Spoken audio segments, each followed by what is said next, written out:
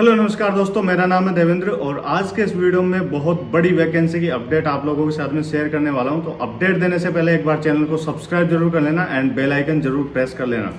तो जैसा कि आप सभी लोगों को पता होगा कि बहुत बड़ी वैकेंसी यहाँ पे आरआरबी नर्सिंग सुपरिटेंडेंट की एक बार फिर से वापस वैकेंसी आ चुकी है। और इससे पहले जो वैकेंसी हुई थी वो लगभग यहाँ पे 713 पोस्टों पर एग्जाम कंडक्ट करवाया गया था।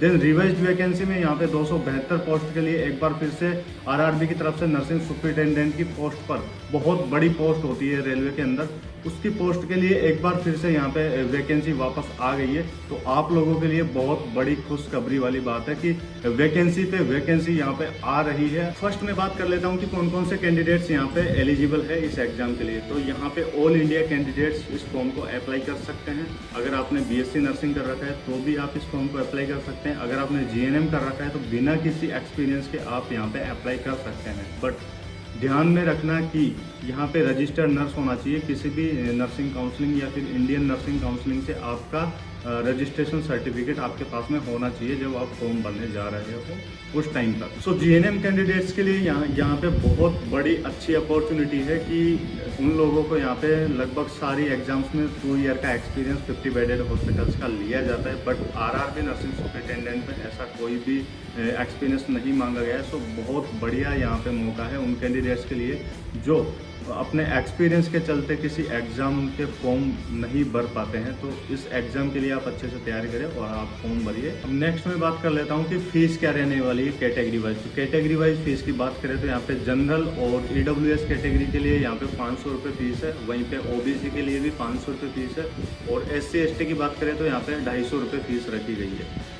और यहाँ पे अगर आप एग्ज़ाम में अपियर होते हो तो SC ST और EWS और OBC एंड UR कैटेगरी में जो फीस है वो वापस रिफंड कर दी जाएगी। बट जो फुल अमाउंट है वो सिर्फ SC और ST कैटेगरी का 250 रुपये पूरा का पूरा फुल रिफंड कर दिया जाएगा। देन जो OBC और UR और EWS से जो कैंडिडेट्स बिलोंग करते हैं उनके यहाँ पे 500 में से 400 रुपीज़ वापस रिफ़ंड कर दिए जाएंगे। यहाँ पे आपके 100 रुपीज़ ओनली डिडक्ट होंगे। ये रिफ़ंड तभी होगा जब आप एग्ज़ाम का फॉर्म भर दोगे और एग्ज़ाम को यहाँ पे अटेम्प्ट कर लोगे, उसके बाद में आपका रिफ़ंड कर दिया जाएगा। अदरवाइज़ अगर आप एग्ज़ाम फॉर्म भर के एग्ज़ाम को अटेम्प्ट नहीं करते हो तो फिर आपका रिफ़ंड किसी भी तरीके से यहाँ पे रिफ़ंड नहीं किया जाएगा। नेक्स्ट मैं बात कर लेता हूँ एज क्राइटेरिया की। तो एज क्राइटेरिया में 20 ईयर्स लोअर एज रखी गई है और 40 ईयर्स अपर एज रखी गई है। यानी कि 20 से 40 साल तक का कैंडिडेट्स यहाँ पे फॉर्म अप्लाई कर सकता है। अदरवाइज जो कैटेगरी वाइज जो रिलैक्सेशन मिलता है यहाँ पे एज में वो भी आपको दिया जाएगा जिस कैटेगरी से आप बिलोंग करते हो। इस बार जो वैकेंसी आई है वो सबसे ज़्यादा यहाँ पे मुंबई और चेन्नई और कोलकाता जोन से आई है। लगभग यहाँ पे 43 पोस्ट, तीनों जोन से 43 पोस्ट आई है। और जैसा कि हम लास्ट टाइम जो 713 पोस्ट पे एग्जाम कंडक्ट करवाई गई थी उसमें भी हम देख सकते थे कि सबसे ज़्यादा जो वैकेंसीज थी वो कोलकाता, चेन्नई और मुंबई जोन से थी। देन उसके बाद में सारे जोन से लोअर साइड वैकेंसीज थी। तो इस बार भी अपना जो फॉर्म है वो अच्छे से सोचे समझे और देन उसके बाद में अपना फॉर्म फिलअप करें। कोई भी कैंडिडेट्स यहाँ पे जल्दबाजी नहीं करे फॉर्म के लिए, क्योंकि हो सकता है कि यहाँ पे जो जोन है उनके अकॉर्डिंग बहुत डिफरेंसेस रहते हैं कट ऑफ में, कि कई जोन से ज़्यादा कट ऑफ जाती है, कई जोन से कम कट ऑफ जाती है। तो यहाँ पे अपना फॉर्म को अच्छे से सोच समझ के भरना, किसी भी तरीके की कोई जल्दबाजी नहीं करनी, क्योंकि अभी कल से ही फॉर्म स्टार्ट हुआ है और अभी 9 सितंबर लास्ट डेट रहने वाली है। तो ऑलमोस्ट यहाँ पे हमारे पास 1 मंथ है। तो अच्छे से सोच समझ के अपना फॉर्म फिलअप करना। वो कैंडिडेट्स जो यहाँ पे ऑलरेडी जॉब कर रहे हैं तो उनको यहाँ पे अगर आरआरबी में आना है और अपने नियर बाई होम टाउन आना है तो उनको फॉर्म कहाँ से फिलअप करना चाहिए।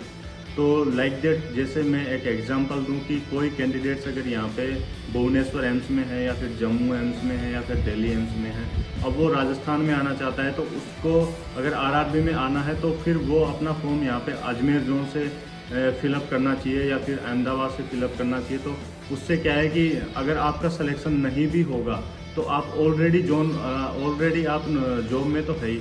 तो ऐसा तो है नहीं कि आपके पास में आपके हाथ में जॉब नहीं है, आप ऑलरेडी जॉब में हो। अगर आपका अजमेर से या अहमदाबाद से या फिर अदर किसी जो आपके नियर बाई जो होम टाउन है वहाँ से अगर कोई जोन पड़ता है अगर उसमें आपका सिलेक्शन हो जाता है तो आप फिर आपके होम टाउन में आ सकते हो।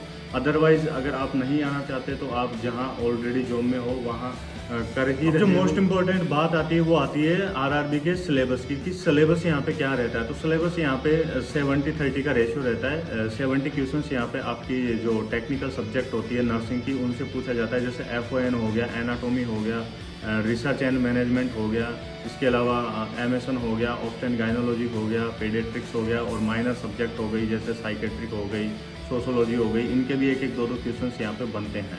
और 30 क्वेश्चंस जो यहाँ पे होते हैं वो यहाँ पे मैथ, रीजनिंग, जीके। नर्सिंग के साथ साथ आपको यहाँ पे नॉन नर्सिंग पार्ट को भी कवर करना पड़ेगा, क्योंकि नॉन नर्सिंग पार्ट को यहाँ पे जो बंदा कवर कर लेता है वो लगभग यहाँ पे सिलेक्शन की दौड़ से आगे निकल चुका होता है। और जो बंदा नर्सिंग में उलझा रहता है तो उसके लिए थोड़ा सा यहाँ पे डिफ़िकल्ट हो जाता है, क्योंकि नॉन नर्सिंग भी आपको साथ में कवर करना पड़ेगा। क्योंकि आजकल जो करंट जीकेस है, जो रीजनिंग है, मैथ है, आजकल सभी एग्जाम्स में ये पूछने। अब आपको बुक कौन सी यहाँ पे प्रेफर करनी है, तो बुक की बात आती है कि बहुत सारे कैंडिडेट्स इसी सस्पेंशन में रहते हैं कि हमें बुक कौन सी पढ़नी है आरआरबी के लिए। तो आरआरबी के लिए आप यहाँ पे सबसे बेस्ट बुक है कि आप PR यादव पढ़ सकते हो। PR यादव से बेस्ट यहाँ पे आरआरबी के लिए कोई बुक नहीं है, क्योंकि आरआरबी का जो सिलेबस होता है वो लगभग यहाँ पे सिंगल लाइनर क्वेश्चंस का रहता है। और जो कई क्वेश्चंस तो ऐसे होते हैं कि एग्जाम में सीधे सीधे क्वेश्चंस आ जाते हैं बुक से कॉपी पेस्ट होके, मतलब उसके जो ऑप्शंस होते हैं वो तक भी चेंज नहीं होते। तो आप यहाँ पे PR यादव को प्रेफर कर सकते हो।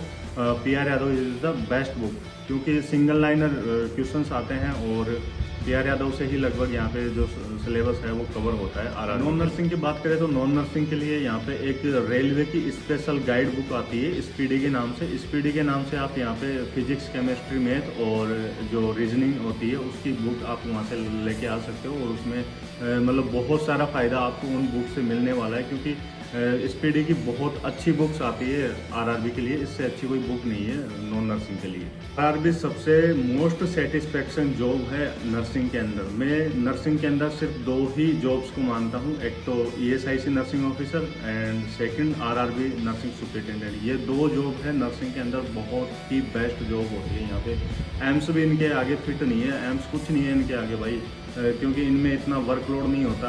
और सेम यहाँ पे सैलरी होती है लेवल 7 के बेसिक पे यहाँ पे 44,900 का बेसिक पे होता है। और लगभग यहाँ पे ऑलमोस्ट वही एम्स के बराबर सैलरी बनती है। हालांकि 5-7 हज़ार रुपये का डिफरेंस आ सकता है, बट वो कोई ऐसी बड़ी बात नहीं होती, क्योंकि यहाँ पे आपको कम वर्कलोड के साथ में और बहुत अच्छी फैसिलिटीज़ आपको यहाँ पे आरआरबी की जॉब में बहुत अच्छी फैसिलिटीज़ मिलती है। आपको क्वार्टर्स मिलते हैं, आपको अच्छी लीव मिलती है, आपको अच्छा हॉस्पिटल मिलता है। मतलब ऑलमोस्ट हम कह सकते हैं कि it is the best job in nursing era. इससे अच्छी कोई जॉब नहीं है नर्सिंग।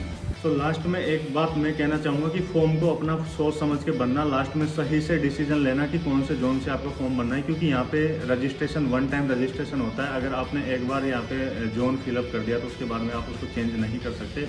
जैसा कि अगर आपने यहाँ पे प्रयागराज भर दिया या फिर मुंबई जोन से सेलेक्ट कर दिया तो आप उस जोन को फिर चाह के भी उसको आप करेक्शन में भी ये चीज़ नहीं हो पाई। तो ये थी एक छोटी सी अपडेट आपके सामने। कैसा लगा आपको ये वीडियो? अगर वीडियो अच्छा लगा हो तो वीडियो को लाइक, कमेंट एंड शेयर जरूर करना, एंड कमेंट बॉक्स में नीचे कमेंट जरूर करना। अगर इस वीडियो के रिगार्डिंग आपकी कोई क्वेरी है या कोई सवाल जवाब है तो आप नीचे कमेंट बॉक्स में कमेंट जरूर करिएगा। मैं वहाँ पे हर एक कमेंट का रिप्लाई दूंगा। तो अभी के लिए इतना ही, मिलते हैं नेक्स्ट वीडियो में, तब तक के लिए बाय।